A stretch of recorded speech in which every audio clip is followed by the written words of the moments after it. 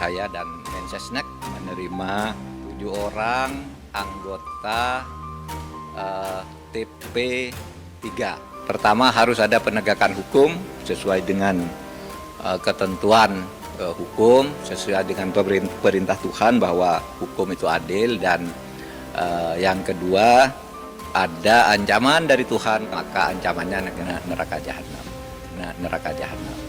Bicaranya pendek dan serius gitu. Presiden Joko Widodo menerima anggota tim atau TP3 di Istana Negara.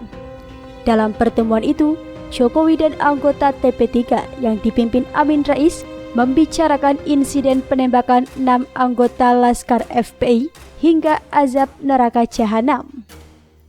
Hal itu diungkap oleh Menteri Koordinator Bidang Politik Hukum dan Keamanan atau Menko Polhukam, Mahfud MD dalam jumpa pers yang disiarkan lewat YouTube Sekretariat Presiden pada Selasa, 9 Maret 2021.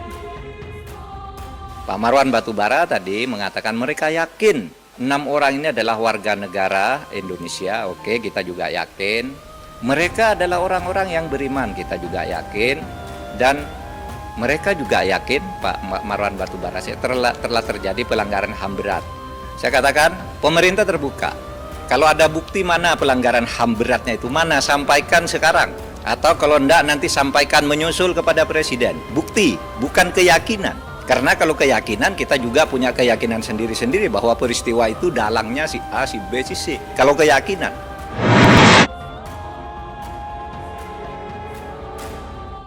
Kedatangannya dipimpin oleh Pak Amin Rais, tapi pimpinan TP3-nya itu sendiri adalah Abdullahi Hamahua. 7 orang tadi yang datang, Pak Amin Rais, Pak Abdullahi Hamahua, kemudian Pak Marwan Batubara, kemudian ada Kiai Muhyiddin.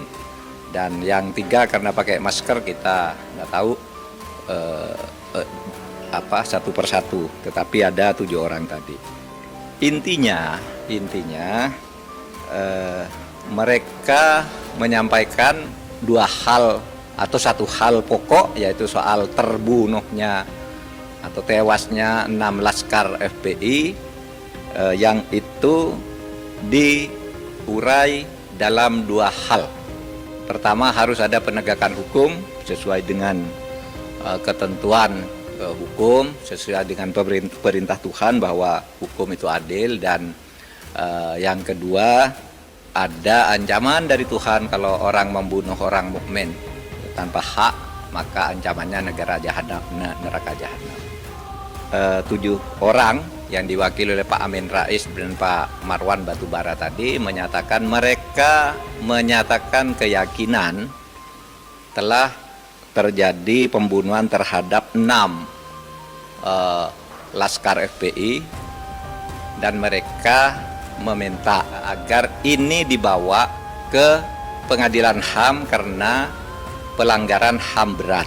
Itu yang disampaikan kepada Presiden. Pertemuan berlangsung tidak lebih atau tidak sampai 15 menit. Bicaranya pendek dan serius gitu. Hanya itu yang disampaikan oleh mereka, bahwa mereka yakin telah terjadi pembunuhan yang dilakukan dengan cara melanggar HAM berat, bukan pelanggaran HAM biasa, sehingga 6 Laskar FPI itu meninggal. Lalu Presiden menyatakan bahwa Presiden sudah minta Komnas HAM bekerja dengan penuh independen dan menyampaikan kepada Presiden apa yang sebenarnya terjadi dan apa yang seharusnya dilakukan oleh pemerintah. Dan Komnas HAM itu sudah memberikan laporan dan 4 rekomendasi. 4 rekomendasi itu sepenuhnya sudah disampaikan kepada Presiden agar diproses secara transparan, adil, dan bisa dinilai oleh publik. Yaitu bahwa temuan Komnas HAM yang terjadi di Cikampek, tol Cikampek kilometer 50 itu adalah pelanggaran HAM biasa. Pak Marwan Batubara tadi mengatakan mereka yakin 6 orang ini adalah warga negara Indonesia. Oke, kita juga yakin. Mereka adalah orang-orang yang beriman, kita juga yakin. Dan mereka juga yakin, Pak Marwan Batubara, telah terjadi pelanggaran HAM berat. Saya katakan, pemerintah terbuka. Kalau ada bukti mana pelanggaran HAM beratnya itu, mana, sampaikan sekarang. Atau kalau enggak nanti sampaikan menyusul kepada Presiden. Bukti, bukan keyakinan. Karena kalau keyakinan kita juga punya keyakinan sendiri-sendiri bahwa peristiwa itu dalangnya si A, si B, si C. Kalau keyakinan. Tapi Komnas HAM sudah menyelidiki sesuai dengan kewenangan undang-undang, enggak ada. Apa? Pelanggaran HAM berat itu 3 syarat. 1, dilakukan secara terstruktur. Itu dilakukan oleh aparat secara resmi dengan cara berjenjang. Struktur itu berjenjang. Harus targetnya bunuh 6 orang yang melakukan ini, taktiknya begini, alatnya ini, kalau terjadi ini larinya ke sini.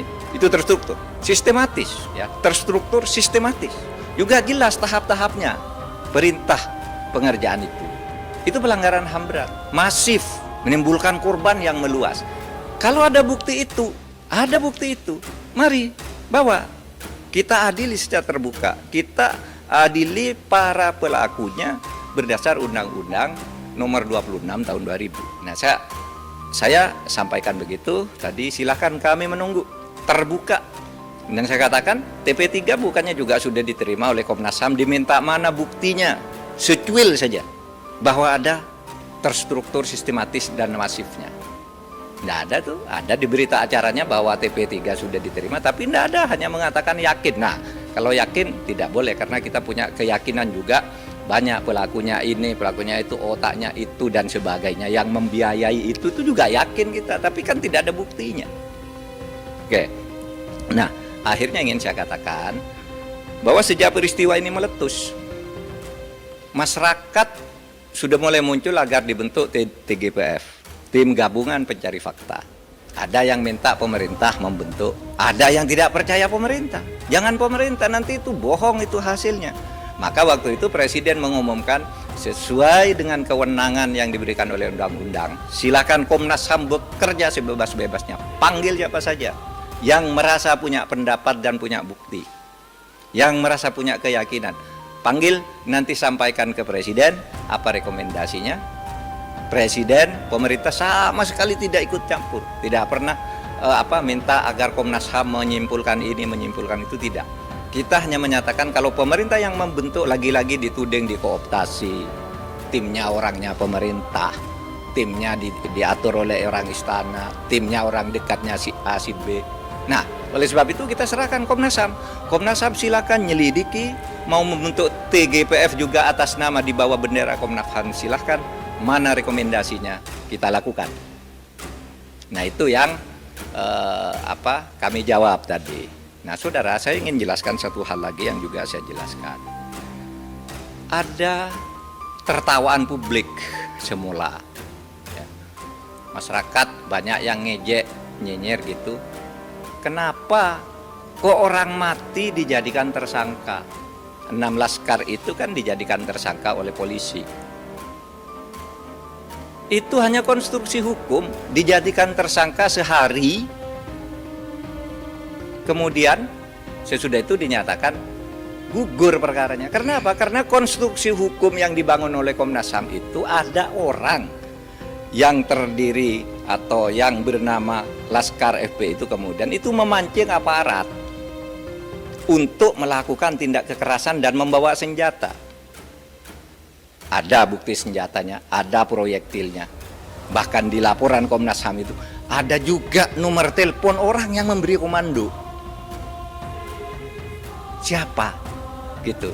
Nah, oleh karena sekarang 6 orang terbunuh ini yang kemudian menjadi tersangka, dicari pembunuhnya, maka dikonstruksi dulu dia tersangka karena dia memancing aparat untuk melakukan tindak kekerasan dengan membawa senjata.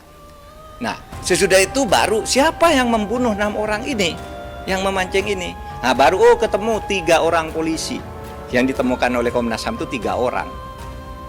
Nah, sesudah ini ditemukan konstruksi hukumnya, baru 6 orang itu diumumkan oleh polisi, perkaranya gugur. Dalam bahasa yang sering umum disebut SP3, tapi tidak usah SP3. Itu cukup dikatakan perkaranya gugur sesuai dengan ketentuan undang-undang bahwa tersangka yang sudah meninggal perkaranya gugur. Cukup, selesai perkaranya gugur. Lalu siapa yang membunuh 6 orang ini, kita buka di pengadilan. Nah, kita minta ke TP3 atau siapapun yang punya bukti-bukti lain, kemukakan di proses persidangan itu. Sampaikan melalui Komnas HAM kalau ragu terhadap polisi. atau kejaksaan, sampaikan di sana. Gitu. Tapi kami melihat yang dari Komnas HAM itu sudah cukup lengkap. Assalamualaikum warahmatullahi wabarakatuh.